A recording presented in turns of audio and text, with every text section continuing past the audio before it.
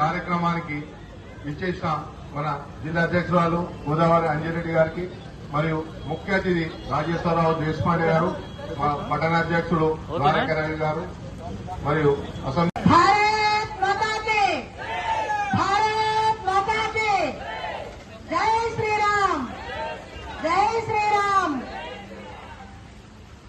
ఈరోజు భారతీయ జనతా పార్టీ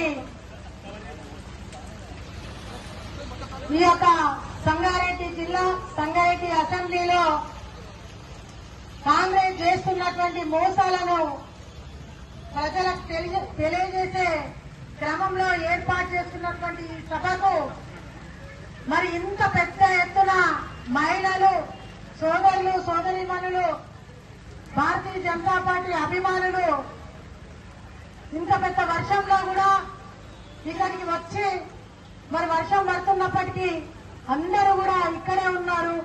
వారి అందరికీ కూడా నిజంగా హృదయపూర్వక ధన్యవాదాలు తెలియజేసుకుంటూ ఈ స్టేజ్ మీద ఉన్నటువంటి సీనియర్ నాయకులు దేశపాండే గారు, అసెంబ్లీ కన్వీనర్ విష్ణువర్ధన్ రెడ్డి గారు, జిల్లా జీఎస్ మాణిక్రావు గారు, అదేవిధంగా టౌన్ అధ్యక్షులు ద్వారకారావు గారు, ముత్తిరెడ్డి గారు, సురేందర్ గారు, వాసు గారు, అదేవిధంగా డాక్టర్ రాజు గౌడ్ గారు, యువమోర్చా అధ్యక్షులు ప్రవీణ్ గారు, మండల నాగరాజ్ గారు, మండల అధ్యక్షులు, వివిధ మండల అధ్యక్షులు, మున్సిపల్ అధ్యక్షులు, కో కన్వీనర్ మల్లేశం గారు, మహిళా మోర్చా అధ్యక్షురాలు అందరికీ కూడా హృదయపూర్వక నమస్కారాలు తెలియజేసుకుంటూ బీజేపీఎం అధ్యక్షులు అందరికీ కూడా నా యొక్క హృదయపూర్వక నమస్కారాలు తెలియజేసుకుంటూ మరి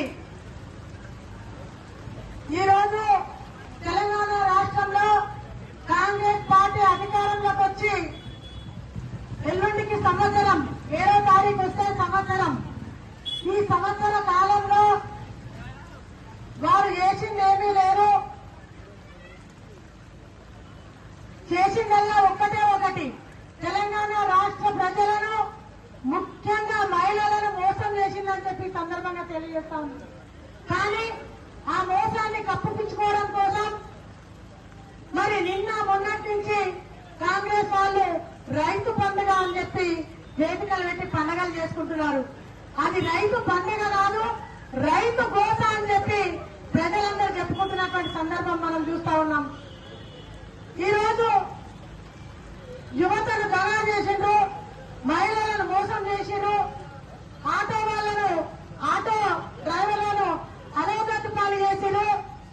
మరి ఇన్ని చేసి కూడా మేము స్వచ్ఛమైనటువంటి పరిపాలన అందిస్తున్నామని చెప్పుకుంటున్నారంటే అంతకంటే సిగ్గుచేటు లేదని చెప్పి నేను ఈ సందర్భంగా తెలియజేస్తా ఉన్నాను. మీరు చేసిందేదో ఒక్కటైనా ప్రజలు నిజంగా ఇది స్వచ్ఛందంగా చేసిరు అని చెప్పుకునే విధంగా ఉందా అని చెప్పి మీ అందరినీ అడుగుతా ఉన్నాం. మరి ఈ రోజు రైతులకు 2 లక్షల రుణమాఫీ అని చెప్పి 2 లక్షల ఉన్నటువంటి రుణమాఫీ ఉన్నటువంటి వాళ్ళందరినీ పక్కన పెట్టి ఏదో 50,000, 60,000 తక్కువ ఉన్న వాళ్ళకి రుణమాఫీ చేసి సంకలు గుర్తుకుంటున్నటువంటి కాంగ్రెస్ పార్టీని చూస్తా ఉన్నాం. మరి 6 గ్యారెంటీలలో 60 మోసాలు, ఏ ఒక్కటి కూడా నెరవేర్చలేదు. మరి 2023లో కాంగ్రెస్ పార్టీ అధికారంలోకి వస్తే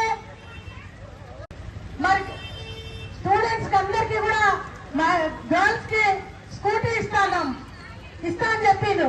ఏ ఒక్కరికైనా ఇచ్చినా అని చెప్పి సందర్భంగా అడుగుతా ఉన్నాం. మహిళలకు ఇచ్చే 2,500 ఏదైతే టీఆర్ఎస్ ప్రభుత్వం ఇస్తుందో వాళ్ళు ఇచ్చింది మీకు సరిపోవట్లేదు. కాంగ్రెస్ పార్టీ అధికారంలోకి వస్తే 4,000 రూపాయలు ఇస్తామని చెప్పారు. ఉన్నది వాయ ఉంచుకున్నది వాయ అని అది లేదు ఇది లేదు. ఈ రోజు ఏ ఒక్కరికి కూడా 4,000 రూపాయలు మీరు ఎక్కడిచ్చినో చెప్పాల్సినటువంటి అవసరం ఉందని చెప్పి భారతీయ జనతా పార్టీ అడుగుతా ఉంది.